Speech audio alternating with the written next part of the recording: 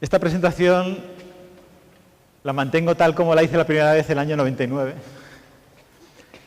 Pero bueno, para que veáis un poco dónde estamos, qué se puede hacer y cuál es la idea, que la parte de la filosofía no ha cambiado mucho y la otra algo diremos.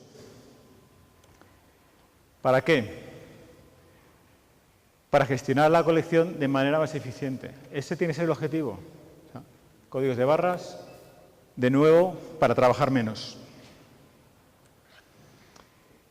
Sobre los códigos de barras. Los códigos de barras los hay en distintos idiomas. Estos idiomas se llaman simbologías. Cada una de estas simbologías tiene características propias. ¿Cómo de compactos pueden ser? Si admiten letras y números, si admiten caracteres especiales, si tienen dígitos de verificación o no. En fin, hay multitud de ellos. En el mundo de los herbarios, la simbología estándar es Code 39. ¿Qué hace Code 39 tan especial? Uno, las barras no solapan, o sea, son caracteres uno detrás de otro. Hay códigos de barras donde hay solapamiento. ¿Eso qué significa? Que las podemos escribir con las herramientas habituales, un teclado y un ordenador. Permiten letras, números y letras, aunque estas tienen que ser mayúsculas y son las básicas, o sea, no funciona bien con acentos. Y está disponible como fuentes TrueType. Esto es, podemos manejar los códigos de barras como si fueran tipo más de letra. ¿Eso qué significa? Que los podemos imprimir en las etiquetas de un solo golpe. No hace falta equipo especial, no hace falta doble pasada o doble etiquetado, etc. Bueno, esto es lo que ya he dicho. Bien, código de barras, una etiqueta, todo junto, letras y códigos. Bien, puede haber escenarios donde nos hagan falta solamente las etiquetas de los códigos de barras. En este caso, el color azul de la pantalla traiciona la edad de esta diapositiva. Esto era una base de datos de una colección que estaba hecha. Era una base de datos, la colección histórica de hongos de Madrid, que no tenía números de herbario.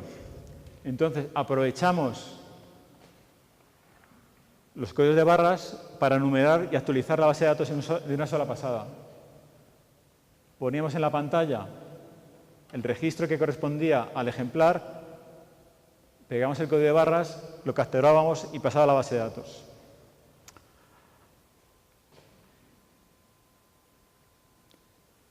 ¿Algún detalle a tener en cuenta?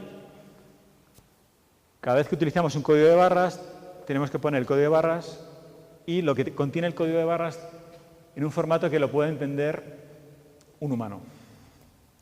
¿Qué metemos en el código de barras? El identificador del ejemplar en el mundo. En el caso de las plantas, el código de herbario y el número dentro de la colección. ¿Cómo funcionan los lectores de códigos de barras? Pues en los años 90, este era el sistema. Teníamos un cacharrito que era un duplicador de los puertos del teclado, donde por un lado enchufábamos el teclado y el lector, y por otro lo enchufábamos al puerto del teclado. ¿Qué significa esto? Bueno, primero, entonces, ¿qué es lo que hace el lector de código de barras?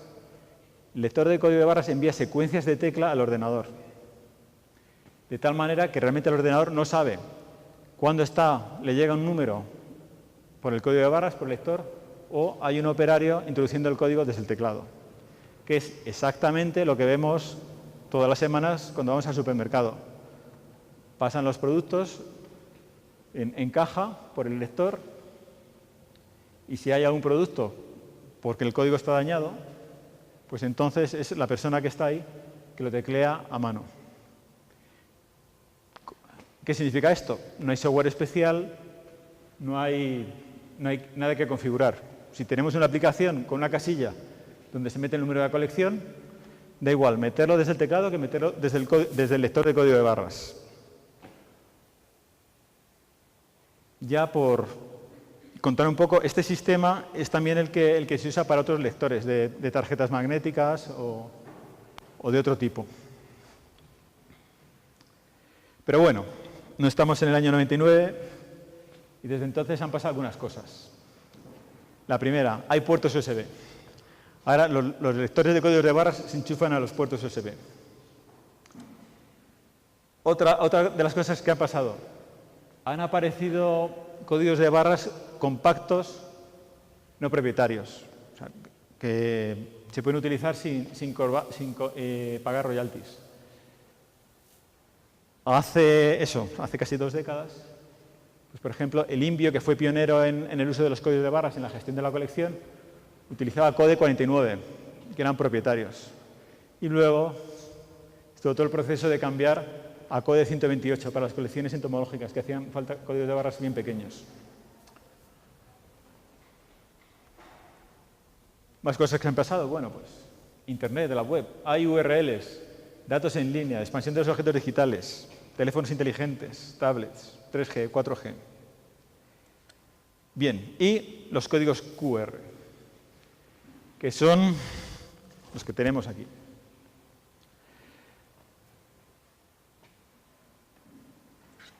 Entonces, bueno, podemos hacer la transición desde los códigos de barras estándar a los QR. ¿Qué significa este cambio? Este cambio significa que si antes metíamos un identificador para nuestro ejemplar, ahora podemos meter una URL que nos dé acceso a toda la información del ejemplar, en cualquier momento, desde cualquier parte del mundo. ¿Qué consecuencias tiene eso?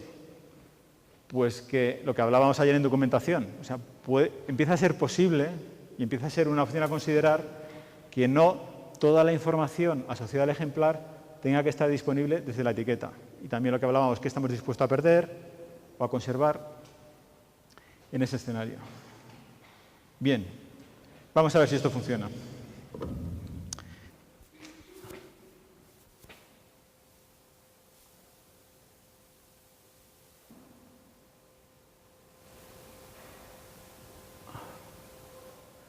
Y ahí lo tenemos.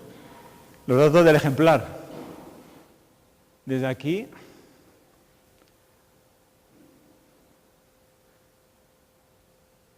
al GenBank o a donde sea. De esto estamos hablando.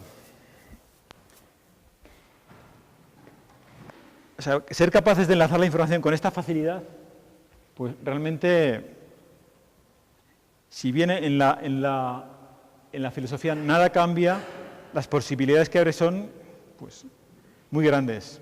Sobre todo, como indicaba hace un momento, en un escenario donde cada vez más información está en formato digital y disponible.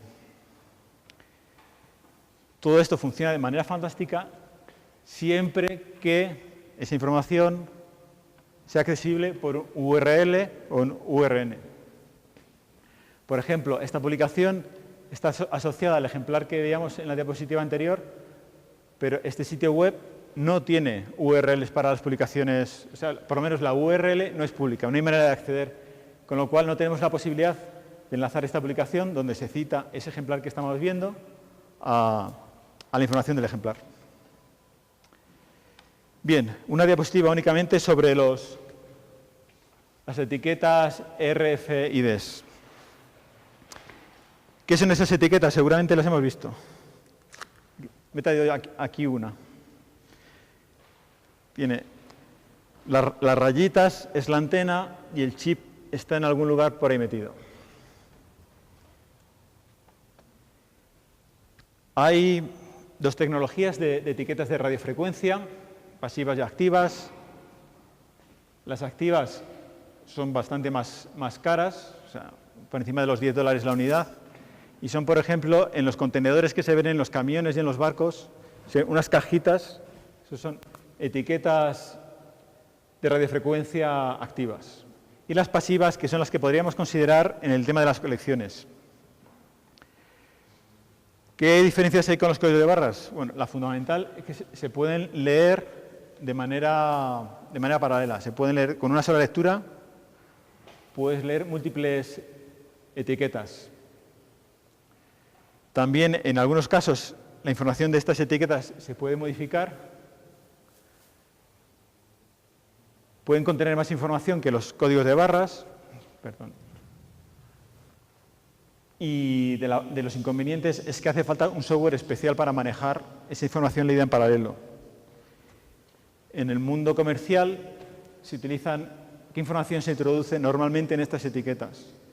Se introduce la misma información que está en los códigos de barras que vemos y la fecha de caducidad. Entonces, ese es el tipo de gestión que hace. Ahí hay más información y bueno, pero podemos considerar si estas etiquetas si estas etiquetas tienen su uso, tiene utilidad en las colecciones. Bien, ya con esto acabamos. Y como veíamos ayer, no hace falta tener un lector para empezar a usar códigos de barras. O sea, es tan barato que da igual, cuesta lo mismo hacerlos que no hacerlos. Y pueden proporcionar un servicio inmediato, por ejemplo, también como veíamos ayer en la sala de sistematización, que mediante esas etiquetas que se ponían, permitía identificar de un vistazo qué ejemplares estaban en la base de datos y cuáles no. Bueno, ya las dos recomendaciones de abajo son de base.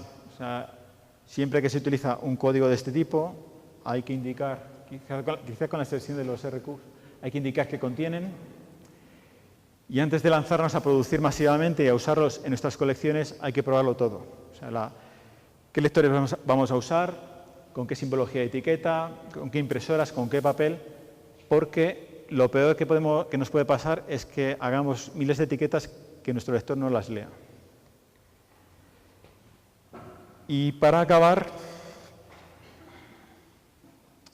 diciendo, bueno, ¿qué me hace falta a mí para empezar con esto? Bien, hay muchas opciones, pero hay una que se llama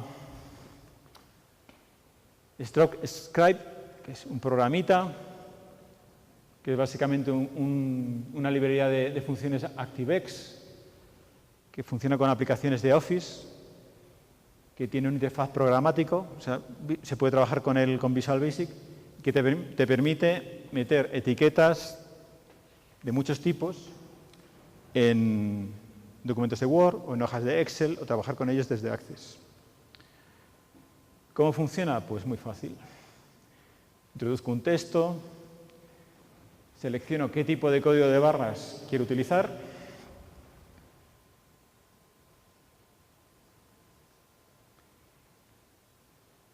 y ya está.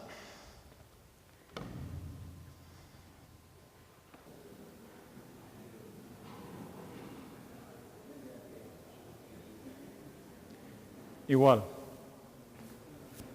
Un sitio web.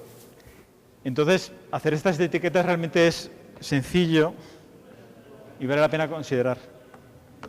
Y con esto, de nuevo, pues todavía preguntas o cuestiones o ideas.